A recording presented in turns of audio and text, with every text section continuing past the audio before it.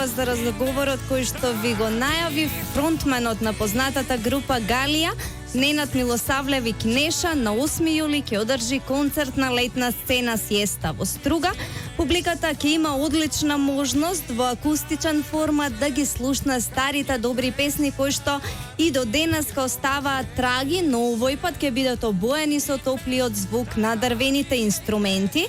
Со познатите хитови на Галија, Неша ќе врати едно друго многу поубаво време во оваа сегашност. Деталите за концертот ќе ги дознаеме токму од него. Неша го имаме на телефонска врска. Најпрво ви благодарам што одвоивте време и еве можност да ги поздравите сите стружани на Плей Радио. Hvala lepo. Pa evo, lep pozdrav svim slušalicima Play Radija. Ja sam Neša Galija, vidimo se onda sutra i verujem da će biti jako dobra zabava. Така, вие не доаѓате прв пат во Струга, имавте концерт овде на истата сцена и минатата година. Какво ви е искуството со струшката публика? Pa bilo je jako dobro. Koliko se ja sećam, bilo je jako dobro i mislim nema nikakvog razloga da ne ponovimo to raspoloženje i sada. Mi vrlo često dolazimo u Makedoniju, pogotovo što nama Makedonija je inače prostor koji posebno nam se sviđa, znači imamo neku posebnu sklonost ka Makedoniju i jednostavno mislim da je sjajna publika i da su divni ljudi. I jako dobro se jede. Да, дефинитивно ние како народ сме многу гостопримливи и секогаш ни е драго кога имаме такви гости како што сте вие. Ајде малку да позборуваме за самиот репертуар, што се ќе имаат можност да слушнат љубителите на вашата музика. Pa, koncerti takvog tipa su uglavnom koncerti gde, naravno, pored regularnih hitova koje Galija ima, to će se naravno obavezno odsvirati, ali vrlo često znamo i da odsviramo muziku naših prijatelja, kako ja to zovem. To su sve prijatelji, ljudi koje sam ja poznavao, neki su živi, neki nisu, ostala su njihova dela iza njih. I onda suština je u stvari da se napravi jedan mali vremeplov jednog vremena u kome smo mi odrastali, kada je muzika imala sasvim drugačiji izgled i kada smo u stvari sticali sve to znanje i prijateljstva u onom nekom vremenu. To vreme i dalje je u nama svima i na neki način zapravo na podsjeća i ovo što se danas dešava je nastavak svega toga. Tako da i mislim da je u stvari jako važno imati neprekidnu vezu sa prošlošću. Токму на таа тема ми е и следното прашање. Вие веќе 4 децении сте активен на музичката сцена и ја имате целосната слика. Како беше некогаш, како е сега? Се вреднуваат ли квалитетните музичари како што беше тоа некогаш кога преовладуваа некои други вредности? Заради тоа што за жал можеме да констатираме дека посебно овде на Балканот сега секој може да стане музичар. Znate kako, svako vreme ima neku svoj pečat. Ovo vreme danas je pečat ove mladosti koje danas živi. I u ono vreme kada smo mi bili klinci i mi smo se morali smo da se izborimo za svoju muziku i svoju estetiku. I oni stari ljudi, naši očevi, su za nas govorili kako smo čupavci, kako je to neka muzika o kojoj se samo deremo i tako dalje, da nema tu muzike. Tako da u stvari ja se sećam da je to vreme već bilo. Cijela poenta je u tome da li ćete vi u toj novoj muzici stvoriti dovoljno kvalitetnu muziku ili kvalitetno nešto što je vredno da ostane nešto iza vas. Tako da u stvari na mladima je šta će izabrati. Nije bitno kakva je muzika i kakav je stil.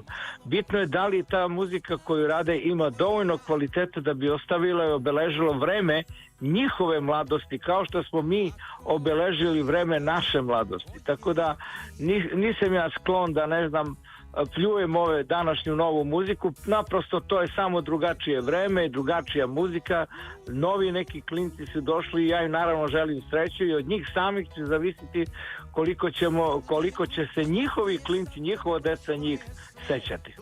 Така, но знаете, според ова што можам да го видам во струга, односно реакциите на кои што ги имаат луѓето на најавата за овој концерт, дури и помладите велат, еве сега ќе имаме можност да слушаме квалитетна музика, постарите се презадоволни што ќе имаат можност да видат повторно и да се сетат на некое друго време.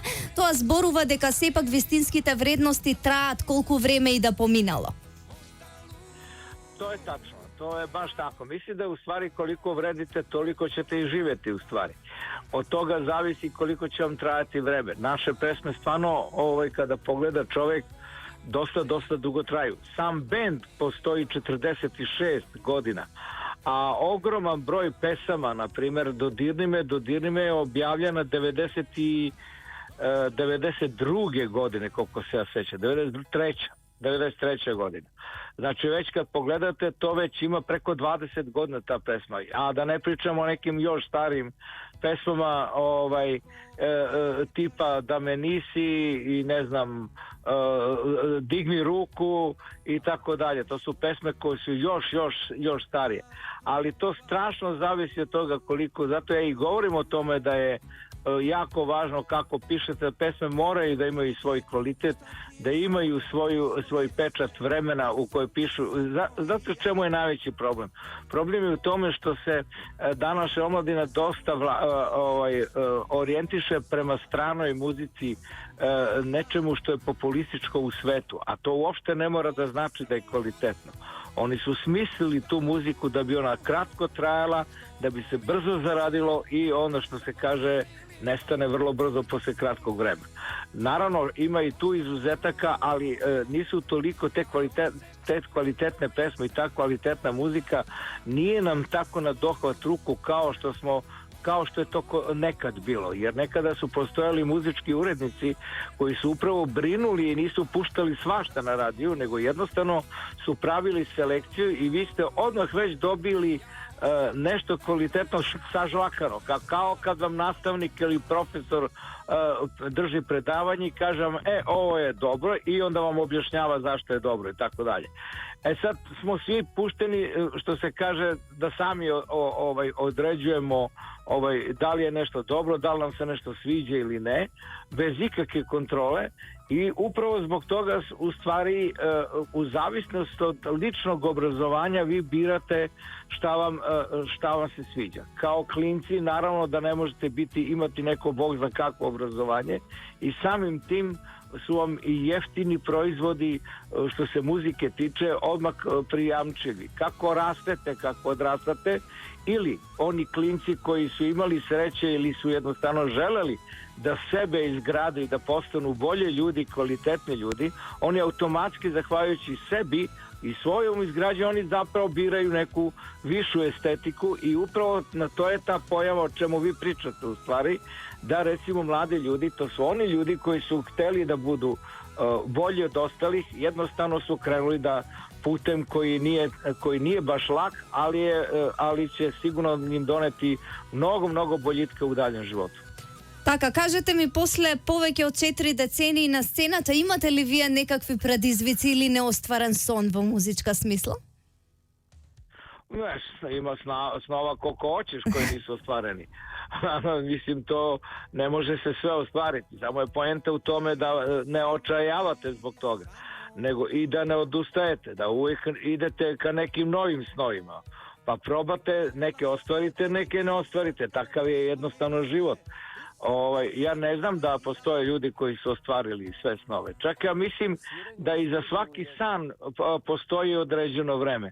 Čak i kad vam se igrom slučajeva, kao kad dobijete na loto, ostvari san da kupite neki jako skup auto, vi na kraju balade i ne znate šta će sa njim. Najčešće se hvalite kako ste kupili nov auto, ali suštinski nemate potrebu za tako velikim i skupim auto. Aj, kako da kažem. Tako se to to dešava i za druge stvari u životu.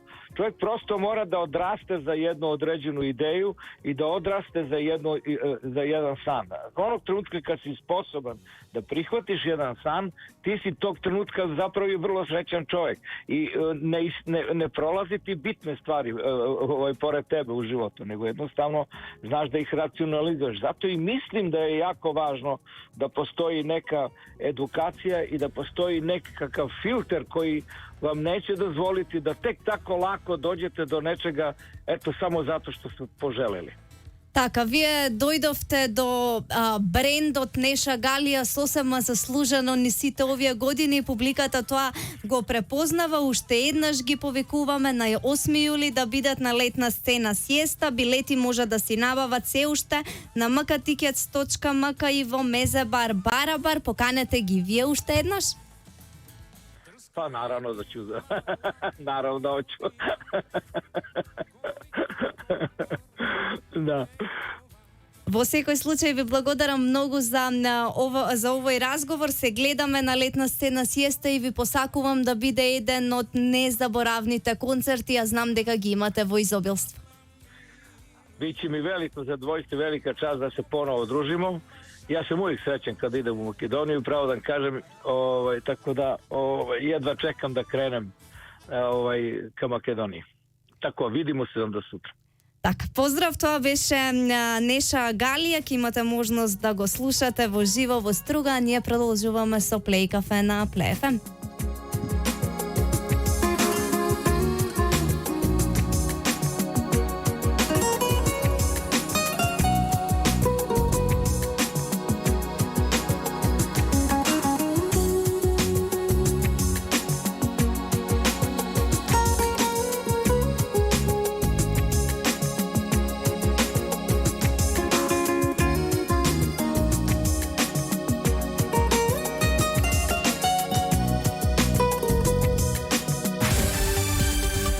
Radio 90,4 FM Struga.